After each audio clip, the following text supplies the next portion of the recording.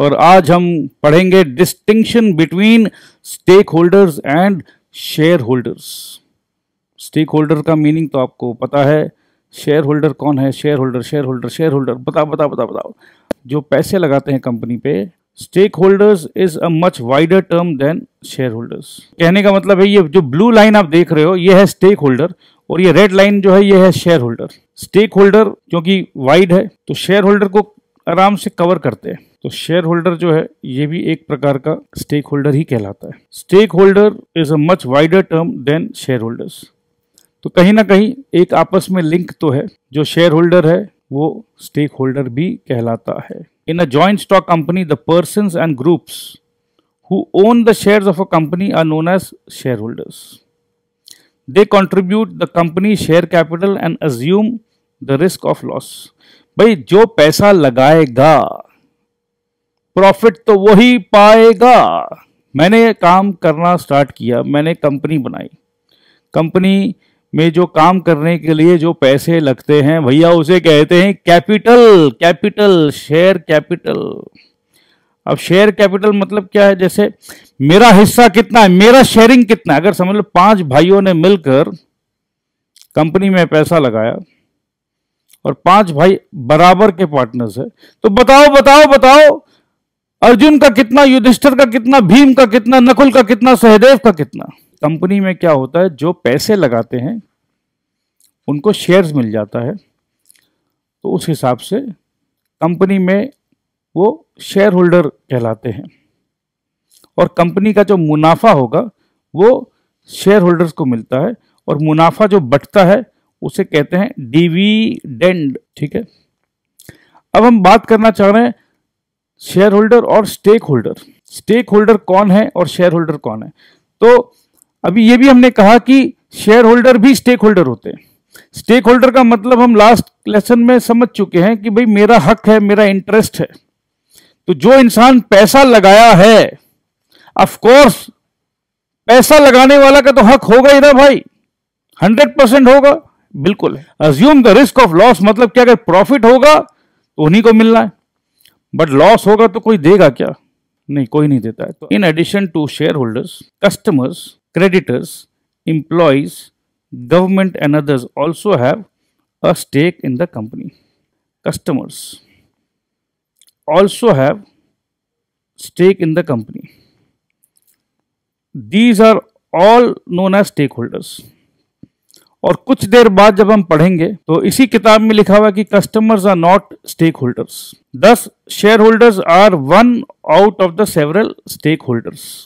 The term shareholders is used only in connection with a joint stock company, but the term stakeholders is used in connection with all business enterprise. तो joint stock company का shareholders होते हैं, but अगर partnership हो तो share तो उसमें भी होता है। बोलते हैं ना पार्टनरशिप में प्रॉफिट शेयरिंग रेशियो किसका कितना है? भाई 2 पार्टनर है A एंड B, दोनों 50% के पार्टनरशिप में, तो 50% A का शेयर, 50% B का शेयर। तो यहां पर भी शेयर बोल रहे हैं, हिस्सा, मगर शेयर होल्डर जनरली हम लोग जॉइंट स्टॉक कंपनी के लिए ही बोलते हैं। अब जैसे अगर सोल प्रोप्राइटर का मतलब मैं अकेला काम कर रहा हूं। तो एक बात बताओ, मेरा शेयर कितना है? सर अगर आप अकेला काम कर रहे हैं तो आपका शेयर 100% है। सोल प्रोप्राइटरशिप में, पार्टनरशिप में, जॉइंट स्टॉक कंपनी में, ठीक है, सब में स्टेक होल्डर होते हैं। ये स्टेक होल्डर का वर्ड जो है ये हम लोग सब के लिए यूज कर सकते हैं, सोल प्रोप्राइटरशिप के लिए भी, पार्टनरशिप के लिए भी, जॉइंट स्टॉक कंपनी के लिए भी। मगर शेयर होल्डर जो शब्द है ये हम लोग सिर्फ और सिर्फ जॉइंट स्टॉक कंपनी के लिए ही यूज करेंगे। और स्टेक होल्डर कौन हुआ? अगर कोई सप्लायर है तो मैं जिससे शर्ट का क्लॉथ लेता हूं वो मेरे लिए सप्लायर है। अब क्लॉथ वाले से मैंने 1 लाख मीटर क्लॉथ ले लिया, करोड़ रुपया मेरे को पेमेंट करना है। तो ये मेरे कंपनी में ये जो कपड़ा वाला है, क्लॉथ मर्चेंट जो है, ये शेयर होल्डर तो नहीं है, राइट, बट ये सप्लायर है और इसने मेरे कंपनी में 1 करोड़ रुपया फंसा रखा है या इन्वेस्ट कर रखा है। ये अपना स्टेक मांग सकता है, 1 करोड़ रुपया लेना है मेरे को कंपनी से। अब जैसे गवर्नमेंट भी स्टेक होल्डर कहलाता है, why government is stake holder? Government बोलता है कि भाई मैं तुमको रोड दे रहा हूं, पानी दे रहा हूं, बिजली दे रहा हूं, फैसिलिटी दे रहा हूं, तुमको टैक्स देना होगा, टैक्स। तो टैक्स गवर्नमेंट का हक है, तो गवर्नमेंट भी स्टेक होल्डर हो गया। बैंक कैसे स्टेक होल्डर बनता है? बैंक ने दिया कंपनी को लोन, कंपनी को देना है बैंक को इंटरेस्ट। क्या सिर्फ इंटरेस्ट देना है? नहीं नहीं, इंटरेस्ट के साथ प्रिंसिपल अमाउंट जो लोन अमाउंट है वो भी देना है। तो बैंक, सर बैंक से लोन क्यों लिया? अरे मेरे को जापानीज मशीन लेना था, मैंने बैंक को प्रपोजल दिया कि बैंक देखो मेरे को अच्छा जबरदस्त टेक्नोलॉजी वाला मशीन खरीदना है जिससे मैं और शर्ट बना पाऊं और प्रॉफिट कर पाऊं। बैंक वाला ठीक है बेटा, मैं तुमको हेल्प करूंगा। बैंक से मैंने ले लिया 5 करोड़ रुपया का लोन, 5 करोड़। बैंक ने मेरे को लोन क्यों दिया? बैंक का इनकम होता है इंटरेस्ट इनकम, बैंक को कमाई होता है, प्रॉफिट होता है बैंक को। तो बैंक ने उस लिए मेरे को दे दिया 5 करोड़ रुपए। सो बैंक का भी हक है। तो इतने सारे लोग कंपनी के ऊपर दावा करते हैं कि भाई मेरे को भी तुमसे कुछ लेना है, लेना है, लेना है, लेना है, लेना है, लेना है, लेना है। अरे कंपनी तुझसे मेरे को कुछ तो लेना है, ठीक है? तो मेरे ख्याल से लेना है, लेना है, लेना है।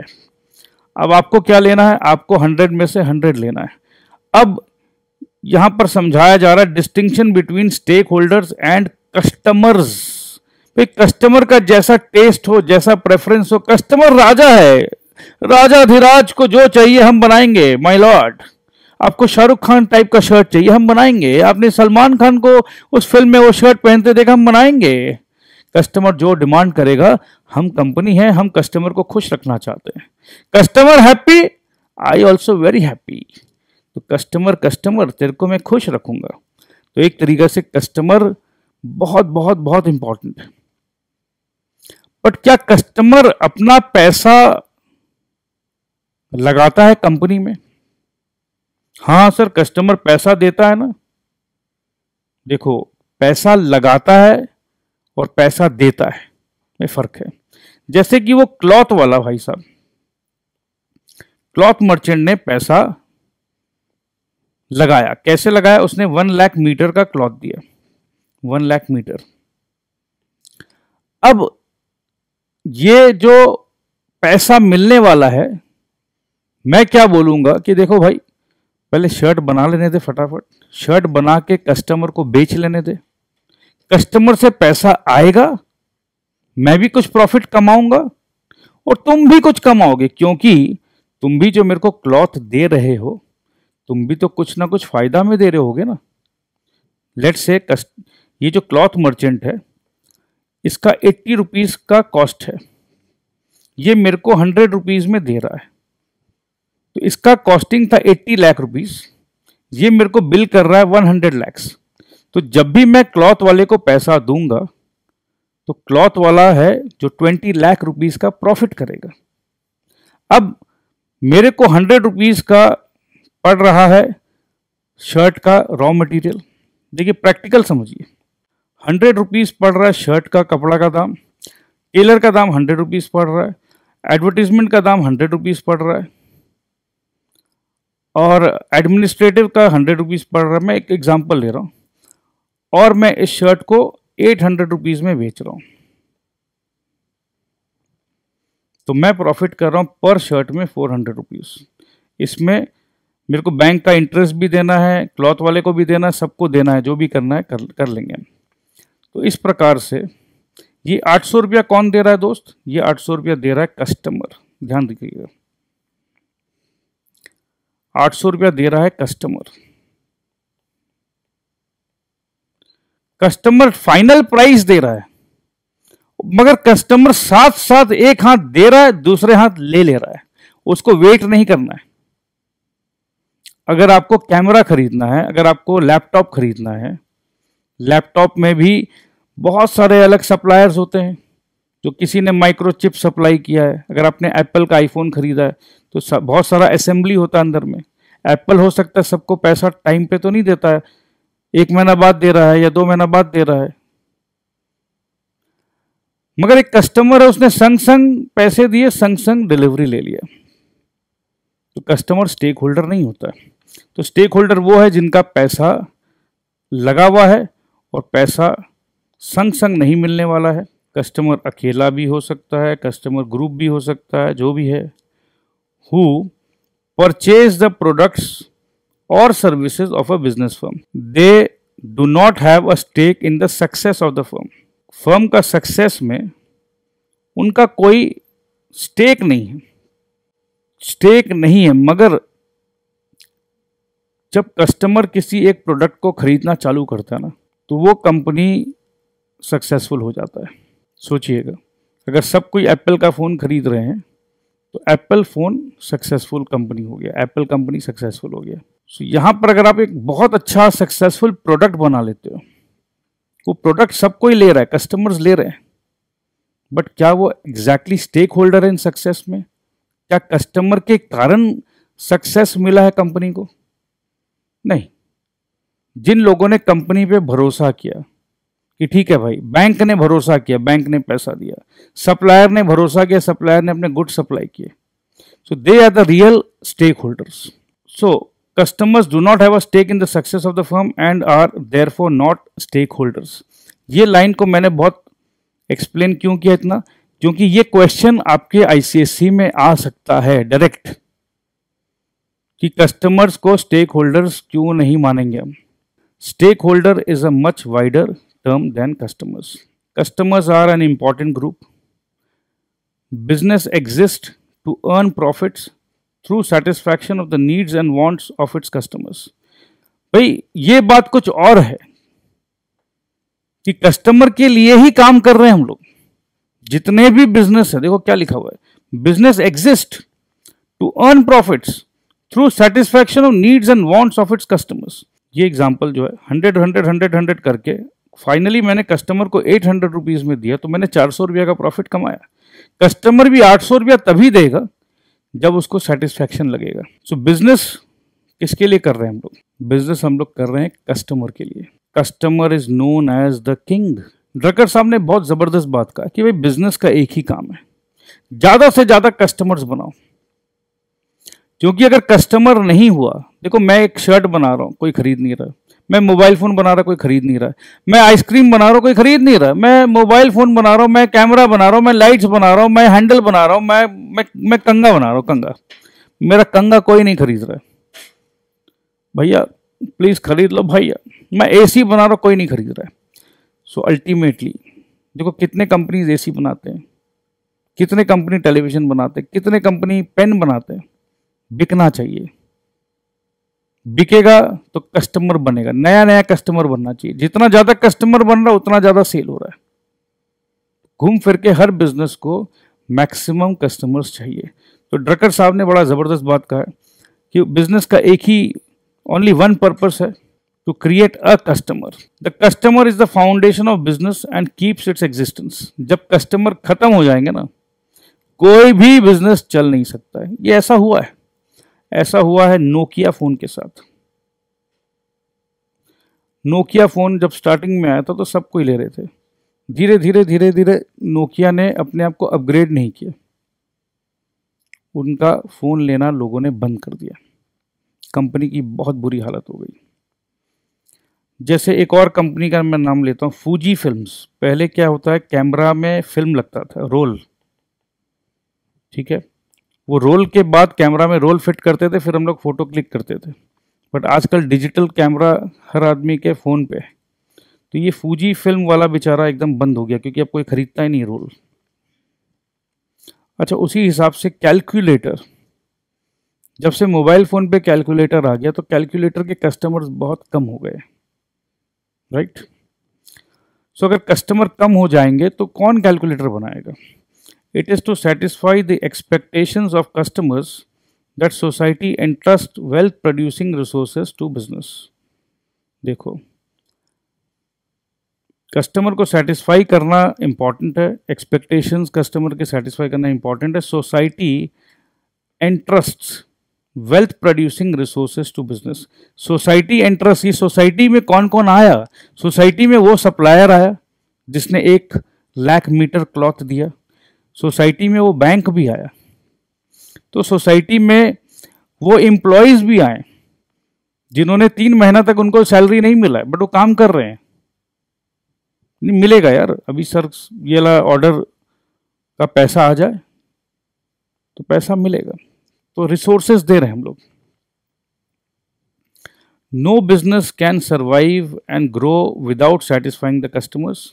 इन modern business the motto is to delight the customer. देखो कस्टमर को भैया हमेशा खुश रखो, which means offering to customers more than what they expect. ये हो रहा है आज के दिन में। अगर आप कोई मॉल में जाओगे तो आपको पानी का बॉटल दिया जाता है, would you like to drink water ma'am?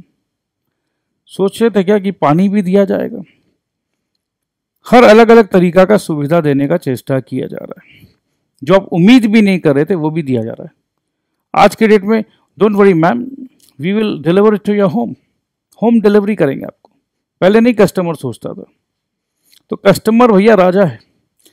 Customers are the suppliers of bread and butter, that is revenue to a business enterprise. However, customer is not a stakeholder as he does not have a stake in the firm. तो देखो भाई बहुत अच्छे से conclude कर दिया गया है, ये 8 पॉइंट बना दिया इन लोगों ने। तो भैया देखो एक फाइनेंशियल केक है और इस केक में है हीरा, 100 करोड़ का हीरा। मेरे को चाहिए टॉल लोग जिनको मैं पहनाऊंगा cap. Just remember the story. और ये कैप तो खरीदना होगा ना, buy the goods, buy good cap. जब मैं सरदार हूं मैं बोला बाय गुड कैप, ठीक है जी। तो बाय गुड कैप तक हो गया 3 नंबर पॉइंट। 4 नंबर पॉइंट ये है कि सरदार डर लग रहा है, क्या इसमें रिस्क है? हाँ हाँ रिस्क तो है, अगर पकड़े गए तो मार काट देंगे तुमको, तो मार्केट। और जाओगे कैसे? वो जो अपने मिस कर गए प्रोडक्ट को, डक्ट को, तो जाना है एसी का डक्ट से, ठीक है, एसी का डक्ट से जाना है। तो एसी का डक्ट हो गया प्रोडक्ट ओरिएंटेशन, पकड़े जाओगे तो मार काट देंगे, दैट इज मार्केट ओरिएंटेशन। और सक्सेसफुल हो जाओगे तो प्रॉफिट शेयरिंग करेंगे। और मैं कौन हूं? मैं हूं सरदार। मैं पार्टिसिपेट नहीं कर रहा हूं बट मैं मैनेज कर रहा हूं, ठीक है। So participation in management. So financial stake क्या होता है? फाइनेंशियल स्टेक मतलब पैसा का स्टेक। किसको पैसा लेना है? तो स्टेक होल्डर को पैसा लेना है। जैसे मैंने आपको समझाया था, क्लॉथ वाले ने क्लॉथ दिया, बैंक ने लोन दिया, बट क्या कस्टमर को कोई फाइनेंस, कोई पैसा लेना होता है कंपनी से? नहीं, कस्टमर को कोई पैसा नहीं लेना होता है। So stake holders like share holders and employees have a financial stake in the business firm. मैंने बात में आपको कहा था ना, एम्प्लॉयज को सैलरी मिलता है, तो एम्प्लॉयज को भी 2 महीना 3 महीना का अगर सैलरी नहीं भी मिला हो या मिला भी हो तो हर महीने का सैलरी का स्टेक है। 1 महीना हो गया, दीजिए पैसा। Customers do not have financial stake in the business firm. तो एकदम इजी हो गया, ये है अपना financial cake. Supply of capital. Stakeholders supply financial capital और ह्यूमन कैपिटल। ह्यूमन कैपिटल मतलब जो एम्प्लॉयज है, they are working there, that is called human capital, ठीक है। पैसा हो या एम्प्लॉयज हो या लेबर्स हो, लेबर को वेजेस मिलना है, बट क्या कस्टमर कभी भी पैसा देता है कंपनी को? नहीं देता।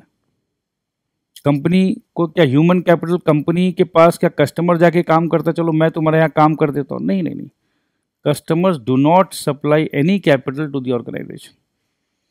कस्टमर तो आएगा, पैसा देगा, प्रोडक्ट लेके जाएगा। Buying goods and services. Stakeholders do not buy goods और सर्विसेज फ्रॉम द ऑर्गेनाइजेशन। एकदम क्लियर है, कस्टमर खरीदता है, कस्टमर्स बाई गुड्स और services from the organization. Risk taking. क्या कस्टमर कभी रिस्क लेगा? नहीं लेगा। Customers do not take risk of the organization. मगर कि कंपनी ने कुछ ऐसा प्रोडक्ट बनाया जहां कोई खरीदने के लिए रेडी नहीं है, तो जो लॉस है, जितने भी स्टेक होल्डर्स, अब चूंकि कंपनी लॉस में है तो एम्प्लॉयज़ को सैलरी नहीं दे पा रहे हैं टाइम पे, सप्लायर्स को उनका पैसा नहीं दे पा रहे हैं, तो रिस्क हो गया ना। Stakeholders take risk of the organization. Product orientation. Products are not manufactured according to the taste of stakeholders.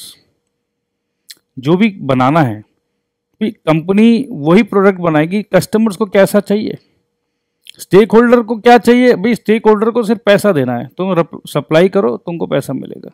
अब बैंक से हमने पैसा ले रखा है, बैंक का मैनेजर बोलता है सुनो सुनो ना, ऐसा बनाना होगा. सर आपसे मैंने लोन लिया है सर, आपको मैं इंटरेस्ट दूंगा सर, प्लीज आप अपना दिमाग मेरे कंपनी में मत लगाइए. ठीक है. बट कस्टमर अगर बोलेगा कि मेरे को 1 लाख पीस मोबाइल फोन का ऑर्डर देना है और मेरे को ये स्पेसिफिकेशन पे चाहिए, अरे सर बोलिए ना क्या करना है. हाँ माई बाप आपके लिए तो सब करेंगे. तो products are manufactured according to the taste of the customers. Market orientation का मतलब क्या है, मार्केट में पता करो कस्टमर का क्या चॉइस है, कस्टमर का क्या टेस्ट है. ठीक है. प्रोडक्ट ओरिएंटेशन में अगर कस्टमर खुद डायरेक्ट आके बोल रहा है ऐसा ऐसा करना तो सुनेंगे. मार्केट में हम जाके पता कर रहे हैं कि कस्टमर का क्या टेस्ट एंड प्रेफरेंस है. Sharing of profits. क्या कस्टमर को हम प्रॉफिट शेयर करते हैं? नहीं. Customers do not share profits of the commercial organization. Stakeholders share profits in the form of interest. Bank को मैंने दे दिया इंटरेस्ट, शेयर होल्डर को मैंने दे दिया डिविडेंड, जो लेबर मेरे फैक्ट्री में काम कर रहा था उनको दे दिया वेजेस, और जो ऑफिस में काम कर रहे थे उनको दे दिया सैलरी. तो इस प्रकार से जो प्रॉफिट आया उसी प्रॉफिट से मैंने बांट दिया. बट कस्टमर को कुछ नहीं देते, कस्टमर से तो लेते हैं. Stakeholders such as owners participate in the management of the organization. Owners मतलब क्या हुआ यहाँ पर, शेयर होल्डर्स. ये बात हमने पहले बताया था आपको कि जो शेयर होल्डर है वो स्टेक होल्डर भी होते हैं. बट क्या कस्टमर पार्टिसिपेट करेंगे मैनेजमेंट में? No no no, not at all. तो जब भी स्टेक होल्डर एंड कस्टमर का 5 नंबर का क्वेश्चन अगर आ जाए तो आपके लिए लॉटरी का टिकट है. मैंने आपको वादा दिया है कि 100 मार्क आप कॉमर्स में स्कोर करोगे, 100 आउट ऑफ 100. और इसी प्रकार से हर एक डिफरेंस को हम आपको कोई ना कोई स्टोरी के माध्यम से याद कराएंगे और फिर हम रिवीजन करेंगे अलग अलग स्टोरीज को ध्यान में रखते हुए.